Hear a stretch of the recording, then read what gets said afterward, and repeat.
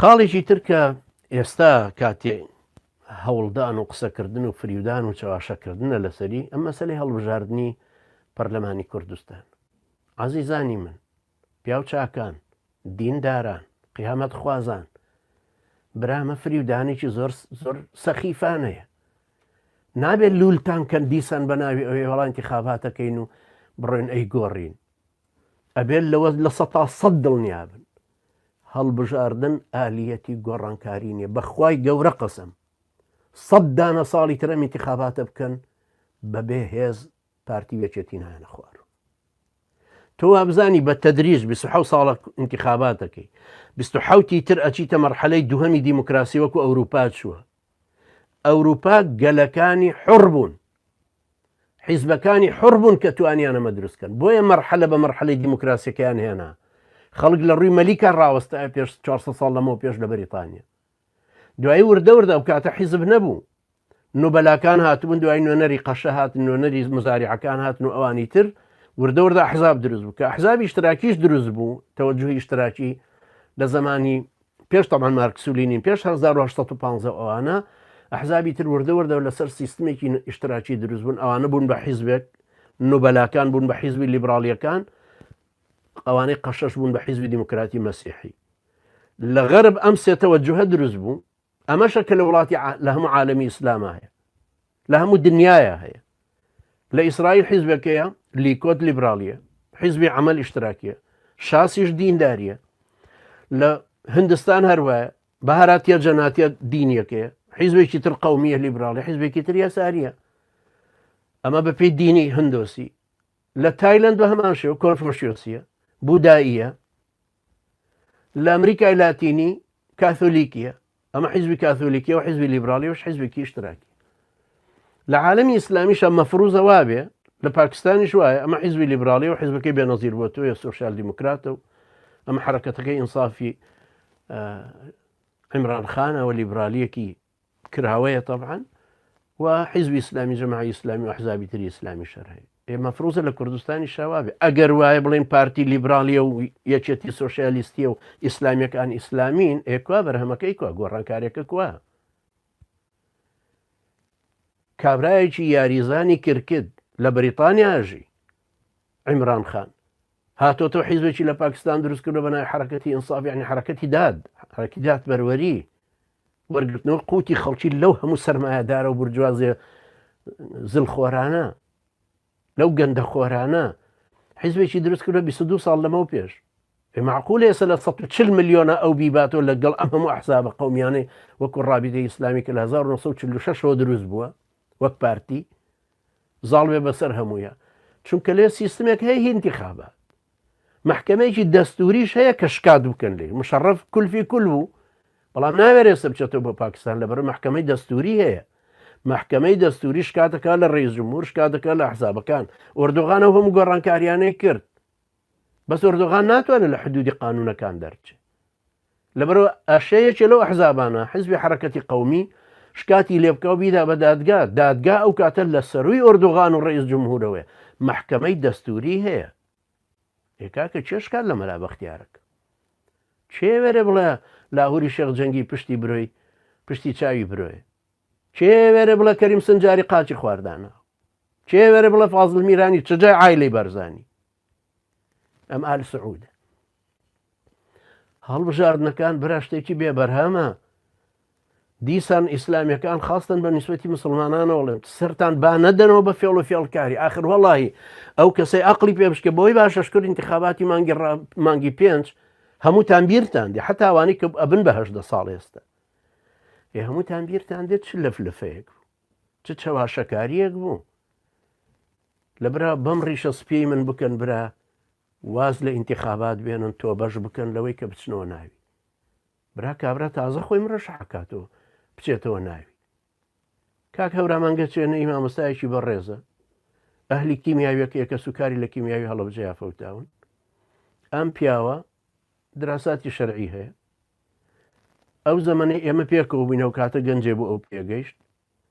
مجلدی 28 فتاوای ئیبن تەیمی کردبوو بە کوردی.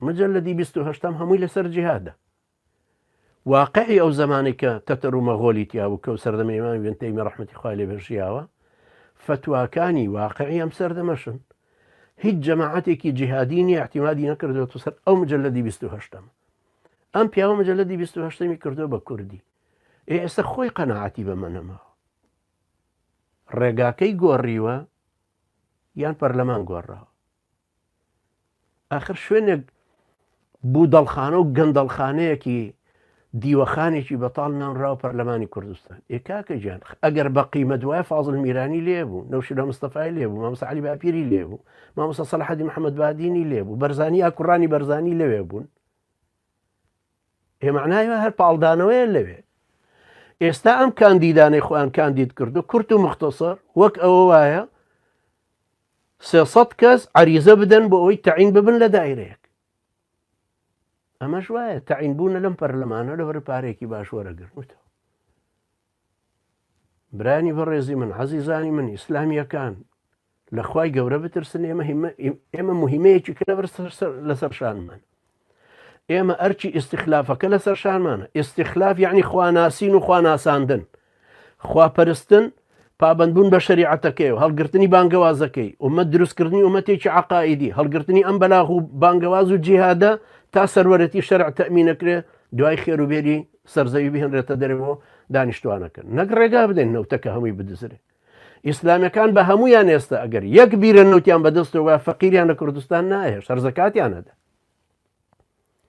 معقولە تۆ وا بزانی کاک عەبدولستار کە پیاوێکی ئەلحەمدوللا مووی لێ نەهاتووە جیهادی کردو پیاوێکی محتەرەمە حافظ قورئانە بەڵام وەزیری زەراعەیە باشە وەزیری زەراعەیە 3 ساڵە جوتیارەکان گەنمیان ئینتاج کردویانە بە حکومەت پارەکەیان وەرنەگرتو ئەم پیاوە بەڕێزە قیاسەکرێ لەسەر سەیدنا یوسف سەیدنا یوسف بێنی تۆ بیکەی بە حجە بڵێ جائیزە لەبەرەوەی سەیدنا یوسف بوو بە وەزیری مەلیکێکی کافر ئێمەش کاک عەبدولستار بکەینەوە بە وەزیری زەراعە وەزیری خەزائین فی الئەرض ئاخر وەکو یەک نین نابێت تۆ لەبەرەوەی کەلیمەی وەزیرەکە مشتەرەکە لە بەینانە وا بزانی ئەمیش وەزیرە و ئەویش وەزیرە ئەو کولفی کول خۆیەتی ئەوە فەرمی ئاوا خزنیکەن ئاوا بکەن 7 ساڵتان وا لە ڕێای 7 ساڵی تر پلان و بەرنامە هەموو شتێک ئەو کردوێتی کاک عەبدولستار دەتوانم پارێکی بەدەستێت تاکو پارەی جوتیارە داماوەکان بدا قەرزەکان بداتەوە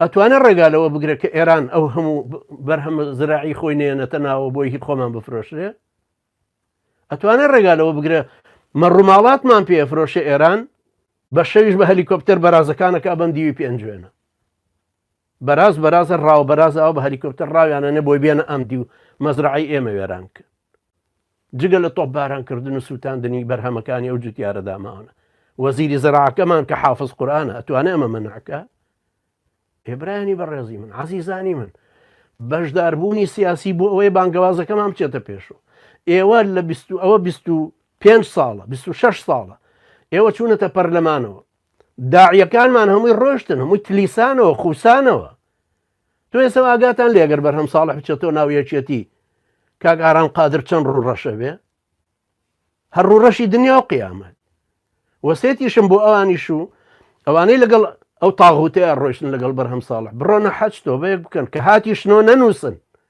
تۆبە بکەن لەسەر فکری ئیسلامیش تۆبە ئەو ئیلحادیەی کە کردویانە و ئەو کافربوون و مرتەدبوونەی کە چوونە لای ئەو تاغوتە ڕازین بە دیموکراسی و دادپەروەری چیتان گرت بەدەستەوە ئەو فاریزەکەی برد و سفرەکەی بۆیەوە بەجێهێشت خۆی مرۆشەح بێتەوە ئەم جارەی خەنە شوێنی فواد معسووم پارەکەی وەرەگرێ ئەو لە دنیای چیەوێ بڕای بە قیامەتە فەرشی سووری بۆ ڕاخرێەوەی دوو دەوڵەت ئیستیقبالی بکات لە ئەرشیفیابی نووسێ و لە تاریخەتەوە و کافیە بۆی بڵێن ڕئیس جمهور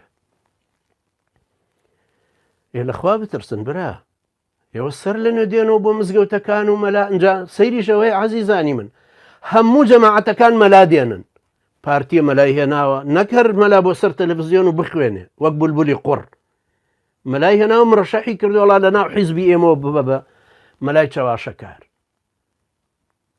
تۆ ئەگەر مەلای باوەڕت بە حیزبی دیموکراتی کوردستانی هەیە بڕات بەم دیموکراتی حکمی شەعبە هەیە هەرچەنەوە حکمی بنەماڵەیەکە ئەگەر باوەڕ دوای حکمی شەعبە باوەڕ دوای ئەم مەسعود بەرزانی وەلی ئەمر بووە ئەرە باشە ئەمە جارێک نەچوو بە حەج هەموو ڕئیس و تاغوتێکمان بینی ڕەزا شا مستەفا کەمال ئامان الله خان جەمال عەبدولناسر، مەلیک فاروق، تاغوتانی دنیا هەموو بۆ ڕسمگرتنەکەشە چوون بۆ حەرەم.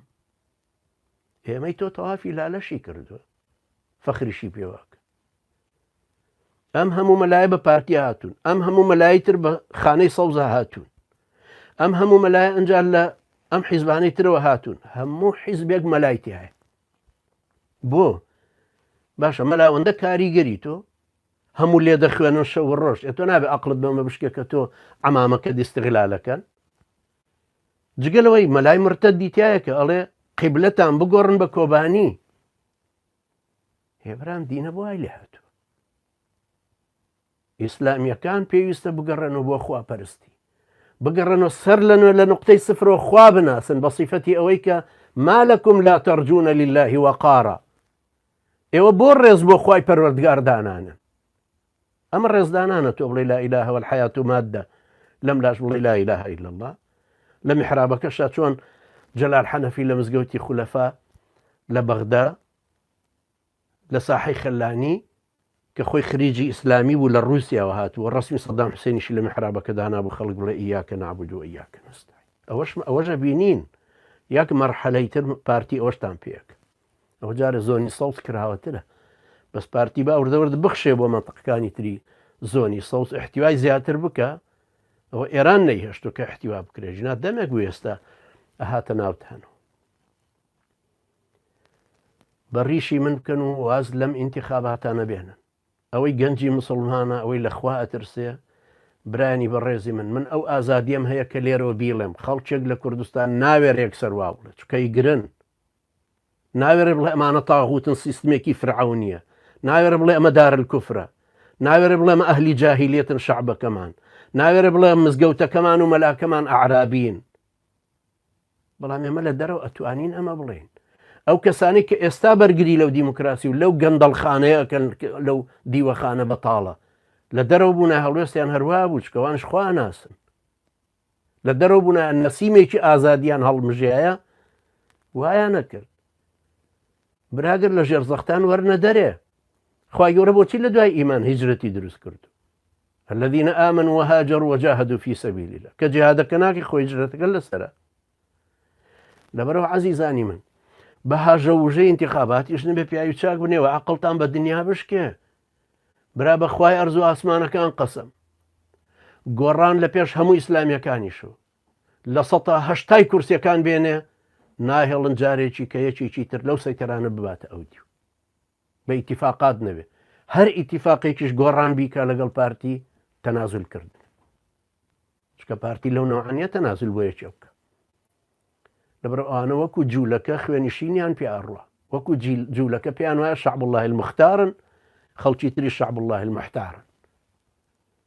پێیان وایە وەکو مەلیکەکان خوێنشینیان پێ ئەڕوە، پێیان وایە وەکو ئال سعود ئەوانەی کە لەسەر ئەرزوو لە ژێر خاکن هەموو لە خزمەتی ئەوانە دروست کراوە.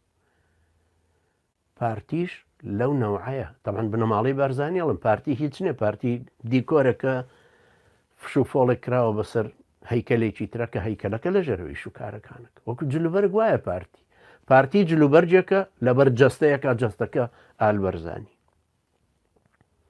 لەبەرەوە هیوادارم ئەو تەشویشە دیسان نەکەوێتەوە سەرتان و هەڵتان خەڵەتێن و فریودان و وەڵا ئەم جارە کۆمسیۆنی باڵای هەڵبژاردنەکان ئەڵێ زۆر نەزیهە زۆر چاکە، وانی هیچ وانی. جاری پێشوش وایەنەوە بە ئاعترافی خۆیان ئەم شەو لە NRTەوە خۆیان شیکارەکان و شارەزایانی بواری هەڵبژاردن ئەڵێن گەڕاوینێتەوە ئینتیخاباتی 2005. یعنی هەموو قسەی ئەلکترۆنیەکان فشە و فیشاڵ دەرچوو. هێجاری پێش و چۆن چاواشیان کردین؟ وڵا لە کۆریا دروست کراوە 23 ملیۆن دۆلاری تێچووە، ئەجیزەکان زۆر متەتەورن. هەر ئەجیزەکان بوون باشە خۆ هەر قەولەکەی بریجنێفە کە بە ڕۆسفەڵتی و ڕۆسفەڵتی بۆ ئینتیخابات ناکەن بریجنێفتی باشە پێم بڵێ چێ کارتەکانە ژمێری خۆ کێشەکەلەوە نییە ئێمە دەنگ بەچێ دەین. جا ئێمە باسی لەوە ناکەین ئەسڵی ئینتیخاباتەکە جائیزە یا جائیز نییە. ئەگەر ئینتیخاباتێکە وەکو مالیزیا یەکی وەکو ئەنوەر ئیبراهیم دێنێتە دەرەوە لە زیندانەوە هێنێتە دەرەوە بێ بە ڕئیسی حکوومەت ئەڵێن فەرموو. ئەگەر وەکو کۆیتە ئەگەر وەکو تونسە حتا تونس بۆ هەموو تەنازولەی ئیسلامیەکانیشەوە تەوازوناتێکی تایە. بەڵام تۆ لە وڵاتێکی مێلیشایە چاوەڕێی چیت پەرلەمانە کە خەڵک ناتوانێت بچێتە ناوی تۆ بەتەمای گۆڕانکاری لێوا دروستکەی. برایانی بەڕێزم عەزیزانی من، داوام لە کاندیدە ئیسلامیەکان ئەوەیە تۆبە بکەن و بگەڕێن و بۆ خوای پەروەردگار ئەو پارەی کە ئەیدەن لە مەسروفاتکردنە بیدە بە حەج کە پێغەمبەری خوا عەلەیهی سەڵات وسەلام فەرمێ هەر کەسێک حەجەکەی مەبرور کرد و حەجەکەی بەتەواوی کرد گەڕانەوەکەی لە حەج وەک ئەوە وایە یەومە وەلیدەتهو ئوممه، وەک ئەوە وایە ئەو ڕۆژەی کە دایکی لە دایکی کردووە هاتۆتە دنیاوە گوناحی نەبووە، گوناحەکانی هەمووی سڕداوەت. کاکە تۆ کۆڵێکی تر چاواشەکاری و درۆکاری بۆ دێ بە کۆڵتە. اینجا سەیری کە ئەم چاواشەکاری لە هەموو حیزبەکانە هەر یەکێ لە عاسی خۆی وەڵێ دەنگتانم بدەنێ ئەبم بەو کەسەی کە مافەکانتان وەرەگرێتەوە. تۆ موچەمان بۆ تەمینەکەی لەکوێ؟ موچەکە لە قورجی شێرایە بۆ تۆ شمشێرت پێ قولاپت پێ موچەکە لە قورجی دەربێنی؟ داهاتی خەڵکیە گەڕێنینەوە بۆ بەیتولمال لەکوێ؟ داهاتەکە لای ئاشتی هەورامیش نییە، ئاشتی هەورامیش ناتوانێت بڵێ گەڕێنمە بۆ میلەت. داهاتەکە لە قورجی ئالبەرزانیایە، ئادەی بزانم چۆنە گێڕیت. بە هەموو ئیسلامیەکان کۆ ببنەوە بەقەدەر عەلی حەمەد ساڵح ناتوانن وەسائق بخەنە ڕوو، هەموویان هەر هەموو ئیسلامیەکان ناتوانن بەقەدەر عەلی حەمەد ساڵح وەسائق بخەنە ڕوو کە بڵێن ئەوە گەندەڵی و دزی و جەرائیمەکانەکە کردوتان. ئەو هەموو پارەیەکە وەریەگرن لە زەریبە لە باژوەرگرتنەکان جگە لە نەوتەکە، بەڵام ئەی وەڕاتوەکە نادەن. لەبەر ئەوەندە قەرزار بوون، ئەوەندەیان سیلاح پێفرۆشتون، ئەوەندەیان شڕوتی تر پێهێناون، ئەوەندە مەراسیمی تریان پێکردوون وەکو هەڵبژاردننی جلوبەرگ و پێشانگای جلوبەرگ و مهرەجانی ڕەنگ و $8,000 تێچووە. ئەنجا ئەوەیە کە ئێمە زانیومانە، ئەوەی کە نەزانراوە هەرخوا خۆی زانە چەند زۆر. ئەمانە ئەم دوو تاغوتە کەوتونەتە ژێر باری ئیسرائیل و ئەمریکا و ئێران و تورکیا، ناتوانن لە ژێردەستیان هەستنەوە. ئەمانە چەند ئێمەیان زەلیل کردووە لە بەردەستیانین، خۆیان زەلیلی ئەم دەوڵەتە ئیقلیمی و دەوڵەتانی دەرەوەن لە ئێمە زۆرتر کۆیلن. ئەوان بە هەموو شروتێک ڕازین، ئێمە ئەلە لە قەلەتوانین ڕاکەین. وەسێتیشم بۆتان ئەوەیە داعیەکان ڕاکەن، برا وەرنە دەرێ هیجرەتکەن، وەرنە تورکیا. ئێوە ئێستا زانن تورکیا چ مەوجەیەکی ئیسلامیە، چه ساحەیەکی ئیسلامیە، چۆن بەرەو ئیسلامەتی دێ. مختلف بن لەگەڵ ئۆردۆغان و یا مختلف نەبن، حەقی حکوومەتەکانیتان نەبێ، وەرنە ناو شعبی تورکیەوە، وەرم بزان چ گەڕانەوەیەکە بۆ ئیسلام، وەرم بزان ئەم شعبت بەو سەقافەتە مۆدارنەشەوە کە هەیەی چۆن گەڕاوەتەوە بۆ ئەم ئیسلامە باوەش بە ئیسلامەکە هاکات. وەرن بزانن چەند ئەم ئەهلی ئیسلامی خۆشە، لەو سەرجادانە بینی خەڵگەگری بۆ ئەهلی ئیسلام لەم تورکیا عەلمانیەیە. خەڵک هەر محەجەبەیەک ببینە وەزانێت سووریە، وەلەو دەوڵەمەند بێ بۆ سیاحەشات بێ غەیری خلیجیەکان کە بە مەلامیحیانە دیارە، لە دوکانە شتێکە کڕێ پارەی لێ وەرناگرێ، مناڵێکی لەگەڵ شتێکەدا بە مناڵەکەی، وەرن بۆ ئەوەی ئەم شعبە بناسنەوە سەرلن.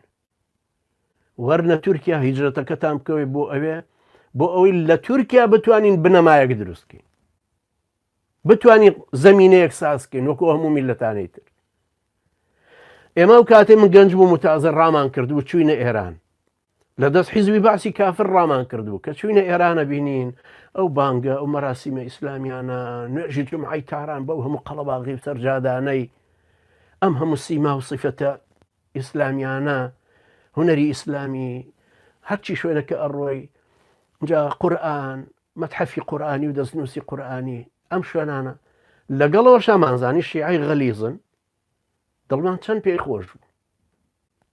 ئێستا کاکە تۆ دەیتەوە بۆ مزگەوتی سوڵتان ئەحمەد هەرچی ئومەتە لەوەیە،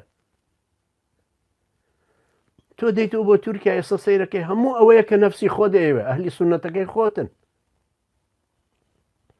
بەڵام مەیە تۆ لە خەتە سوورەکانی ئەوان بدەیت، لە ماتۆریدی لە عەقیدە، لە حەنەفی لە مەزهەب، لە سۆفیگەرەتی لە مەسلەک.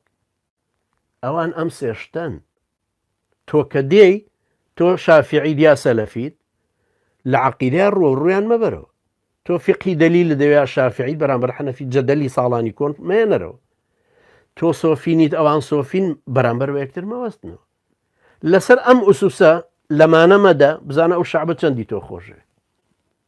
بۆ هیجرەتەکە ناکەن کاکە بۆچی واتان لێ بەوەکو مامۆستا ئیسماعیلی بەڕێز کەوتە بەردەستی ئەو تاغوتان وەک مامۆستا کامرانی بەڕێز ڕەحمەتی خوا لێ بە چەند جارم جواب بۆ ناربرا بەڕێزەکەم هەر چۆنێک بێ وەرە تورکیا هەم بۆ عیلاج هەم بۆ وەکو هیجرەتیش هەم وەکو ئاگا لێبوونیش برا ئێمە 20 کەس بووینایە لە دەرەوە ماتوانی ئەنجومەنی ئەهلی حەل و عەقدەکە بە قووەترکەین بیکەین بە مەرجەعیەتێکی ئیسلامی